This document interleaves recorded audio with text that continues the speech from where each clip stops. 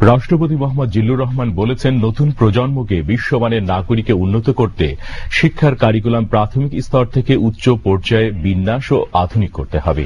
তিনি আজ বঙ্গবন্ধু আন্তর্জাতিক সম্মেলন কেন্দ্রে ড্যাফোডিল ইন্টারন্যাশনাল ইউনিভার্সিটির তৃতীয় সমাবর্তনে ভাষণে একথা বলেন।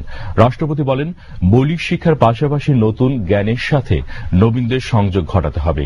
তিনি বলেন, শিক্ষার মান উন্নয়নে সরকার জাতীয় শিক্ষানীতি 2010 এবং বেসরকারি বিশ্ববিদ্যালয় আইন 2010 প্রণয়ন করেছে। রাষ্ট্রপতি এ আইন ও নীতিমালা অনুসরণ করে শিক্ষাকে একবিংশ শতাব্দীর উপযোগী করার জন্য অবদান রাখতে সংশ্লিষ্ট সকলের প্রতি আহ্বান জানান। রাষ্ট্রপতি জিল্লুর রহমান শিক্ষাকে জীবনমুখী করার উপর গুরুত্ব আরোপ করেন।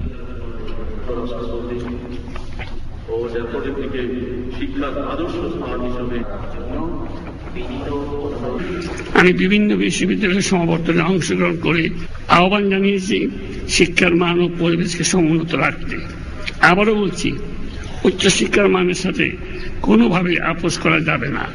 শিক্ষা যাতে সার্টিফিকেট সর্বস্ব না হয় নিশ্চিত করতে হবে। শিক্ষাকে করতে হবে জীবনমুখী। এই জন্য একাডেমিক লেখাপড়ার পাশাপাশি শিক্ষার্থীরা যাতে সাধারণ মানুষের জ্ঞান উপলব্ধি করতে পারে, সমস্যার গভীরে প্রবেশ করে তার সমাধানের পথ দেখাতে পারে, তারও শিক্ষা দিতে হবে।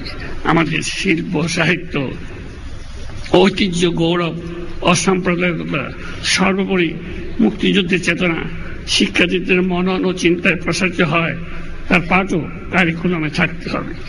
মূলত উচ্চশিক্ষা হবে পূর্ণাঙ্গ এবং সার্বজনীন। সমাবর্তনে বিশেষ অতিথি শিক্ষামন্ত্রী নুরুল ইসলাম নাহিদ, সমাবর্তন বক্তা ভারতের পশ্চিমবঙ্গের শিক্ষামন্ত্রী Shri Bratya Basu, Daffodil International University trustee বোর্ডের চেয়ারম্যান মোহাম্মদ সবুর খান এবং উপাচার্য professor doctor M Lutfar Rahman বক্তৃতা করেন।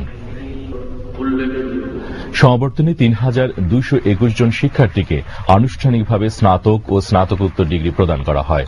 ভালো ফলাফলের জন্য রাষ্ট্রপতি 4 জন শিক্ষার্থীকে স্বর্ণপদক প্রদান করেন।